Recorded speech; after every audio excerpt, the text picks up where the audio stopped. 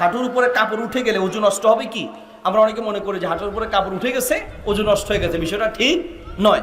বরং সঠিক কথা হচ্ছে যে যতদূর সম্ভব আপনি হাঁটুর নিচেই কাপড় রাখার চেষ্টা করবেন। কোনো কারণে উঠে গেলে অথবা কাপড় চেঞ্জ করতে গেলে যদি কাপড় খুলে যায় তাহলে এটার কারণে অজু ভাঙবে না। অজু ভঙ্গের যে কারণগুলো আছে সেগুলোর মধ্যে এটা নেই। অজু করার সময় যদি অজুর পানি পাত্রে পড়ে তাহলে তা দিয়ে অজু করা যাবে কিনা? এর উত্তর হচ্ছে যতদূর সম্ভব আপনি চেষ্টা করবেন যে নিজের অজুর পানির ফোঁটাগুলো বা অজুর পানিগুলো সরাসরি ওই পাত্রে না ফেলানোর জন্য সেখান থেকে আবার অজু করবেন, আবার সেখানে ফেললেন, এটা উচিত নয়। বাকি কারণবশত যদি এভাবে অজু করেন অজু হয়ে যাবে। অনেক আলেম এটাকে মাকরু বলেছেন। তো মাকরু বলার কারণে আমাদের উচিত আমরা এটা থেকে বেঁচে থাকার চেষ্টা করা। আপনি যেখানে পা ধুইলেন সে পানি দিয়ে আবার অজু করবেন, এটা তো বাহ্যিক দৃষ্টি ধরে খারাপ দেখা যায়, ঠিক কিনা?